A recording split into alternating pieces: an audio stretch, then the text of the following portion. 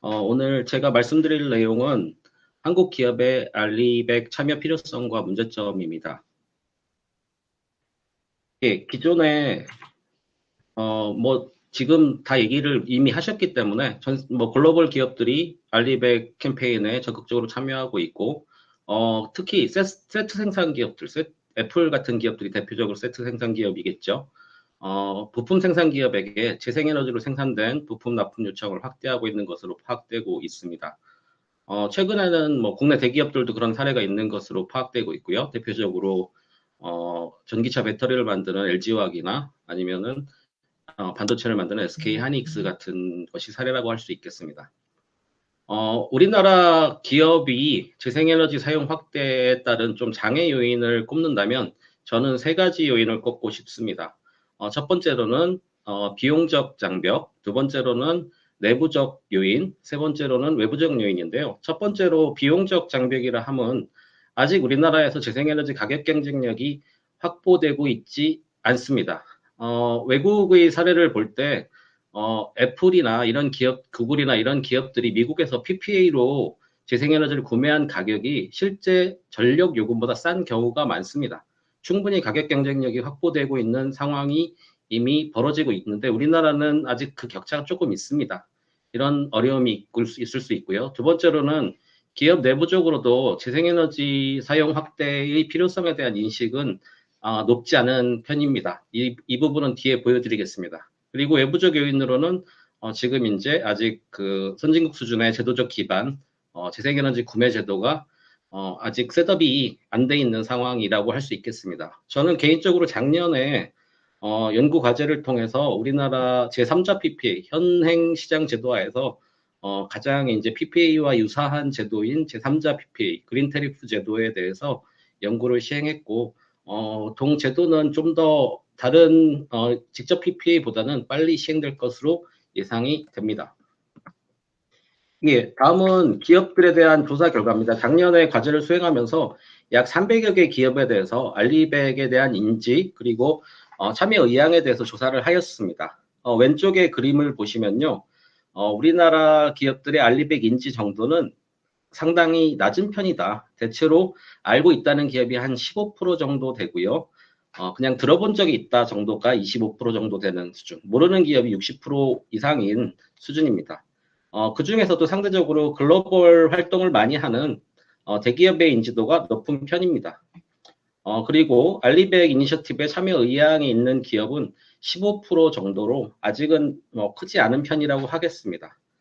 그래서 상대적으로 여기도 마찬가지로 대기업이라든지 온실가스 배출량이 많은 기업들이 더 참여 의지가 높은 편이라고 하겠습니다. 예, 다음으로 기업들에게 직접 물어본 그럼 그 재생에너지를 구매하는데 재생에너지를 확대하는데 장애 요인이 어떤 요인이 있는지를 기업들이 인식하는 점을 물어보았을 때는요. 아무래도 가격을 가장 큰 장애 요인으로 인식하고 있는 것으로 나타나고 있습니다. 약 거의 절반에 가까운 기업들이 아직은 가격 경쟁력이 부족하다라는 점을 지적하고 있고요.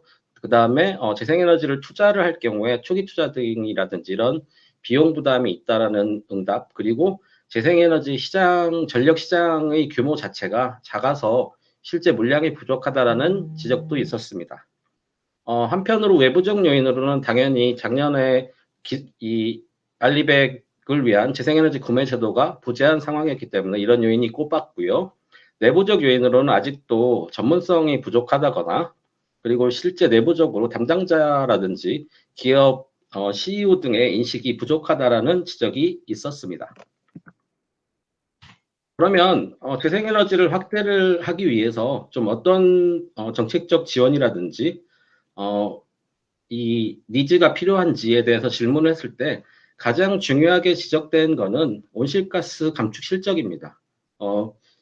지금 아까 김태환 연구원께서 잘 설명을 하셨는데요. 우리나라는 사실 스코프2 간접 배출에 대해서 규제를 하고 있는 상황이고, 이 규제 재생에너지를 구매를 했을 때 이 온실가스 감축 실적으로 인정해주는 것은 필요하다라는 지적이 가장 많았습니다. 앞서 외국의 알리백 기업의 사례에서도 사실 온실가스 매니지먼트를 위한 기업들의 이 알리백 참여 요인이 컸거든요. 사실 이 부분은 중요한 부분이라고 할 수 있을 것 같고, 정책 도입에 앞서서 온실가스 감축을 어떻게 산정할 것인지에 대해서는 충분한 논의가 필요하다고 하겠습니다.